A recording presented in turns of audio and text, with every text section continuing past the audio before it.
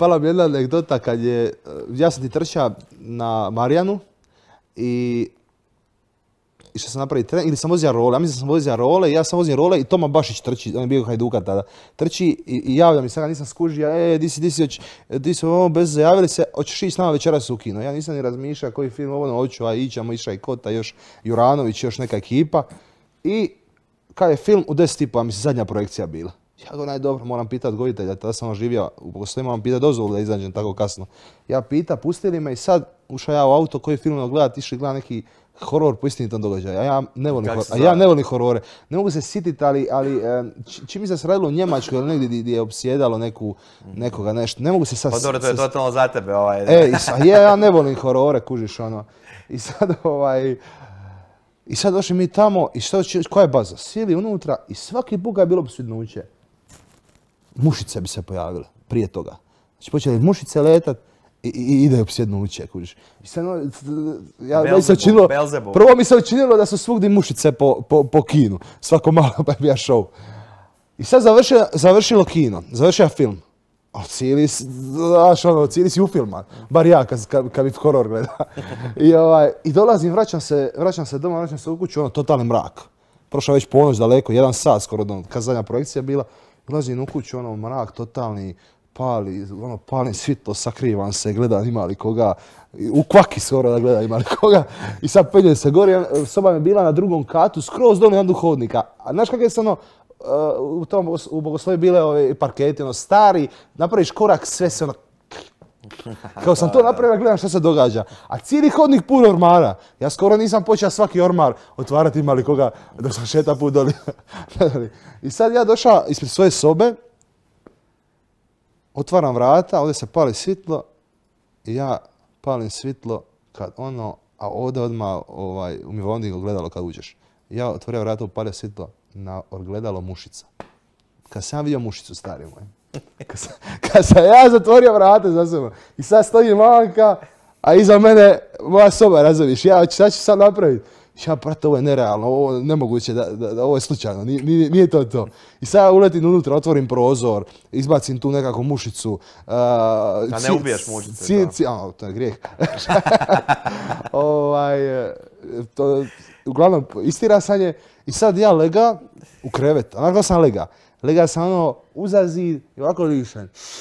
Znaš, jedva zrak, šurija se i sad tamo došla tišina, smirija se da ću utoniti u san. Kad jedan put čuješ opet mušica, stari moj, kad se sada diga iz kreveta, pripadnuti totalno, gledam di su i mušice, palim svitla i skužim ja šta se dogodilo. Budala bacija u koš za smeće bananu i banana privukla mušice i bila puna soba mušica, čovječe. Ja tek tada to skužio. Sve ih izbacija vanka, stavija slušalice, uši i mirno zaspa. To je bilo... Ja sam mislio da ću vidjeti demona na drugom dijelu kreveta, pitaš njega šta je stari kao on mušice. Da, a bolje vidi mušicu nego demona. Imaju različita duhovna iskustva i mislim to je stvarnost i crkve i Isus Krist je istjerivao demona i tako dalje. I to je stvarno znam danas da to postoji za nas vjernike. Nisi bio nikad na egzorcizmu i to? Bio sam u prisustvu, da. Kad se to događalo. Ne smiješ pričati o tom, ne smiješ. Mogu pričati, ali mogu reći da je to iskustvo, da baš vidiš da je to istina, da to poznaje. Nemoguće da to bude, da je to izmišljeno. Zbog nekakve enormne snage, čudnog izrečaja jezika. Čudni izrečaj, iskrivljavanja, snaga nenormalna osobe, da ženska osoba koja ima 50 kila, da baca 3 ljudi od 100 kila mišića ko pero i tako dalje. To je baš onako... vidiš da je to istina, da nešto postoji. I mnogi ljudi su mi isto rekli, čovječe, kad sam to doživio, bio je egzorcista, kad to vuklo, da ti budeš... Pa, gledaj, egzorcista je onaj koji mora biti od biskupa. Svaki biskup je egzorcista, a egzorcist treba biti od biskupa služeno ovlašten. Meni to ne privlači iskreno, ali biskup je taj koji to ovlašava, to treba biti osoba koja ima i znanje, koja je i duhovna, i pobožna, i razumna i tako dalje. I biskup je prepoznaje kao takvu i on je imenuje ili za pojedinačni egzorcizam ili općenito tipa na 3 godine, na 5 godina i tako dalje, ili za službenog egzorcistu nadbiskupije. Pa to me, znaš, ono uvijek je priča, ima li egzorcista u Hrvatskoj, koliko ih je sad to? Ima, ja ne znam koliko ih je, ali ima i službenih egzorcista, najčešće se oni drže onako u skrovitosti. Jedan od razloga je da se ne diže nekakva, znaš, ono, kad bi se o tome, neko zove sa skrivenog broja. Nije mušica. Nije mušica. Tako da ima službenih i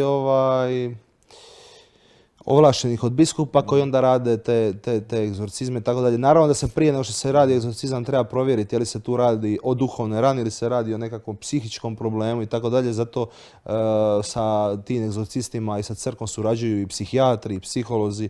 Onda se prolaze te provjere, gleda se je li to... A za nije usko povezano, znaš, kao demon i psihička bolest? Je, ali zato stručni ljudi to i provjeravaju da bi se došlo do toga, ok, je li, pa Amort, službeni vatikanski egzorcist koji je bio dugo godina, on je sam rekao da je dosta slučajeva i većina slučajeva koji su mu dolazili zapravo bili psihičkog problema ili duhovnih rana, gdje su ljudi izranjeni pa imaju različite krikove rana duhovnih i neizliječenih, što su i nanijeli drugi i tako dalje. I zato treba biti neko ko će tu provjeriti je li se radi o psihičkom problemu duhovnoj rani ili se radi o opsjednuću. Onda ako se radi o opsjednuću, onda se traži, onda biskup upućuje na egzorcista ili ako nema već onda nekog svećenika imenuje za taj pojedinačni slučaj ili ako ima egzorcista upućuje se njemu onda on vrši egzorcizam nad tom osobom. Sad može to biti jedan put, može biti godinama da se egzorcizam kako se ti, mislim kako završi nekakav svećenik ili laik ili neko treća strana u takvoj egzorcističkoj situaciji, mislim sad. Jel te zovu kao pripomoć jer je u tvojoj župi ili kako to? A misliš kako dođeš pa sudjeliš na tome? Da.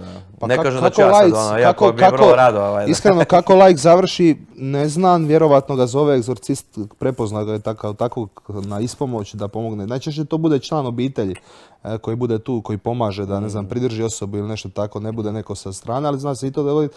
A po pitanju svećenika isto može se dogoditi da egzorcist traži, ne znam, biskupa da mu da neku pomoć u određenom slučaju, da bude to da se moli ili tako. Različite su situacije.